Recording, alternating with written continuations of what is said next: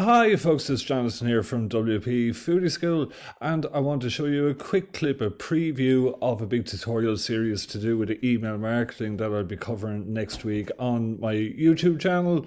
So just want to get you excited about this. There was lots of talk in the food blogger group this week about how to put these forms on your WordPress website where people can put in their email address, and what happens is that they save the recipe. They get a link to the recipe in their inbox, and then what you can do is add their email address to your ESP, email service provider marketing, so you're getting subscribers for your email marketing.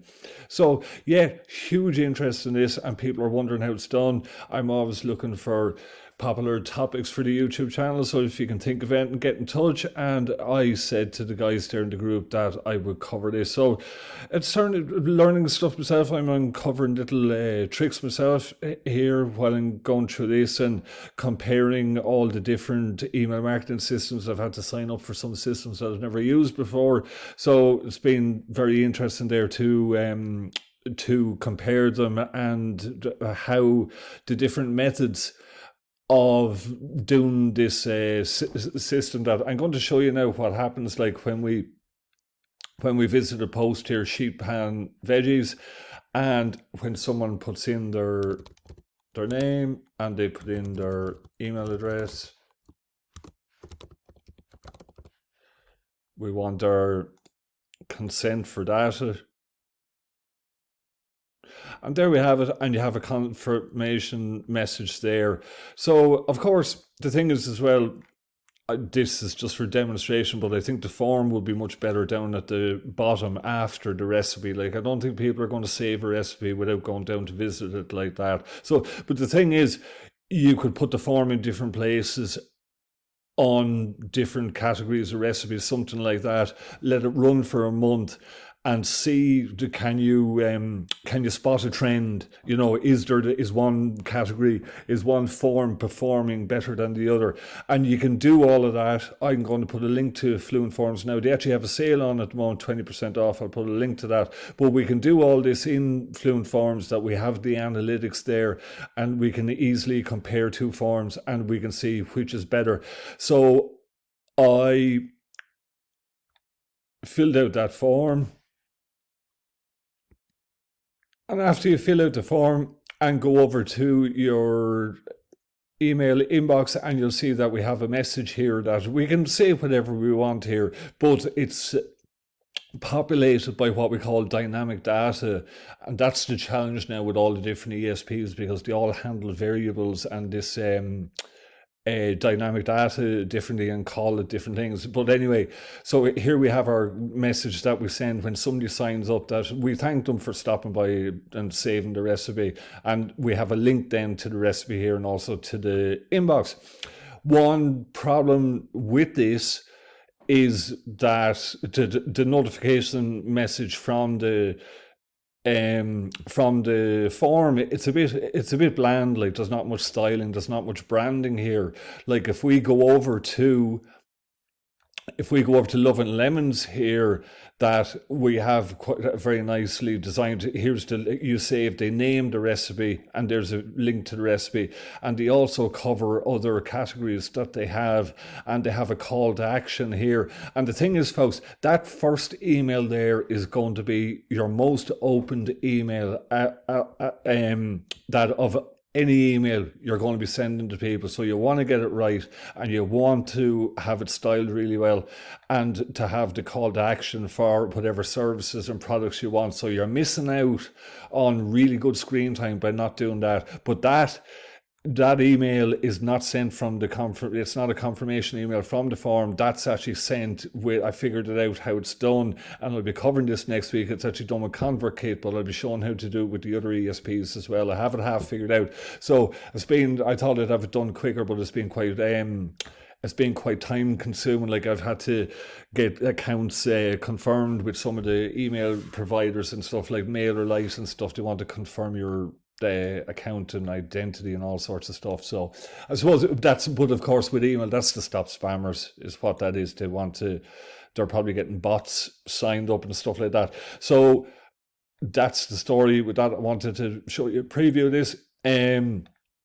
That's what I'm doing on the website. I'm going to have a form for all the different, the main ConvertKit. I did a survey before. ConvertKit was used by 50% of the bloggers, and there was, in the survey I did, was well over 100 people. So the huge majority are using ConvertKit. They have quite a generous free plan as well. And the thing is, you can actually use dynamic data for free with ConvertKit, which is really exciting, because when I looked into it and compared them, yeah, to get dynamic data feature in MailChimp, you have to pay $20 or €20 a month. And I think a few of the other companies charge for it as well. So ConvertKit is actually the best, unless, of course, you're using a plugin, which I'll be covering as well. We're going to be using Fluent CRM. So when we go back there, we will, where is it here? We have our Fluent CRM, and we have we're sending our emails from WordPress instead of using another provider, and we're saving megabucks on this. The only problem is it is a bit technical to set up. You'll probably need to hire someone, but if you have a big list, you'll get your money back. If you're spending big money there on ConvertKit, if you have thousands of subscribers, there's people saving megabucks by going over to Fluent CRM. And the plugin is actually on offer there at the moment. It's only a little over €100, so $100, I mean. So even if you have to pay someone a couple of $100 or euros to set it up, you probably take a day, whatever. Depends how complicated. Like if you have a lot of automations that need to be transferred, there's going to be a lot of work in that. But if it's fairly straightforward, it'll be easy. Like, so there's that there. And so I haven't quite finished it yet, but here we are. I'm going to, this is from Fluent CRM. So this is the first message that we get. And we have personalization as well. I noticed here in these other emails here, personalized emails are going to be open more, folks. Like the stats are there if you look it up to online. But if we go to some of them, oh sorry, that's my own one, I have the name in it. But like if we go to, I signed up for a few there, I don't want to name another brand or something, whatever. And but yeah, like they're not using personalization. So there's several little small improvements that can be made all over the place. And all you're going to have to do is watch my video. I'll go slow, whatever. I've over 50 or 60 videos there, just hit nearly 400 subscribers on YouTube. So really great there. There's been a burst of growth recently, which is great. And so, yeah, that we want the personalization there. So yeah, even simple things. So I'll be going through all that next week. And the last thing I wanted to show you was, this is why you want Fluent Forms over the other forms as well. Like, it's great value there. What is it?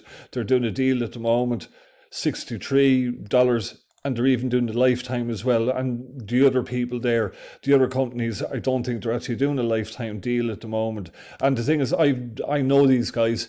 I've been buying their products. I think they're probably around maybe 6 years or that. Like, so don't be afraid to invest in them. Like, you know, they're releasing new products all the time. They have a team of over 100. You're not going to give these guys money and they're going to disappear overnight on you. That doesn't happen. You know, they're a big, huge company, over 100 staff there over in Bangladesh. Like, you're not dealing with one little guy, maybe that, like on Team Forest, they're releasing teams and guys go missing. And so yeah, but here's the thing. This is why you want Fluent Forms. Go over here to the chickpea recipe, and this is really cool. When we go in here, we're going to go there, and we're doing personalized messaging here. This is really great. This is, see, we have my name here that I typed in, and we have the name of the recipe as well. So that'll work on any recipe. It's populated with dynamic data. So, and there's no coding in this, folks. You know, like, all the heavy work is done by the plugin. We just have to tell it what to do in the settings. So there's no actual coding. So there you have it. And we can have whatever personalized message we want here. Awesome, John, your chickpea Fry's recipe is on the way to your inbox, and I have a little message here for, have you seen our free online planner? So that's the thing, folks, like, you're getting great screen real estate there to show them what you're about. You could even put a link to your book there, you know. And we could put an image in there and a call to action with your book, and you could, like, of course, in your analytics, you can track that as well, and you can figure out how successful it is. Like, so we're improving the time on site, like, and I have the meal planner there. So I'm actually talking for way too much longer, but the meal planner is a totally different thing. The foodie classroom, I'm going to cover setting that up in a different video, but that's what I want to show you, folks. Just with the recipes there,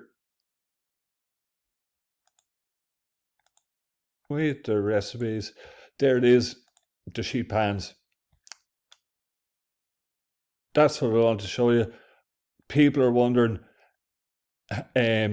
how to put this save this post form on your website, and it could be any type of website. It could be a DIY tips website or anything. It doesn't have to be a food blog. This will work for any WordPress website. I know that a lot of people are just collecting the email address, and that's the thing. We want that name field there. The form isn't there, it's on the other post, but that's the thing, folks. Like, there's several small improvements that can be made. When we go back there, I put the form in the recipe card, and you see even that, like, you know, the form doesn't look as good up at the top, does it? You know, you're down the recipe. I've forgotten that the form is actually there, whereas here the flow of information is much better. We have our nice interactive recipe card where we can click things off and affiliate link to product olive oil there, and then we have our nice form here and the personalized message. So folks, that's it. Super exciting. This is going to be rocking. Big, huge interest in it, and look forward to getting your feedback next week. Thanks very much. Bye from Ireland for now.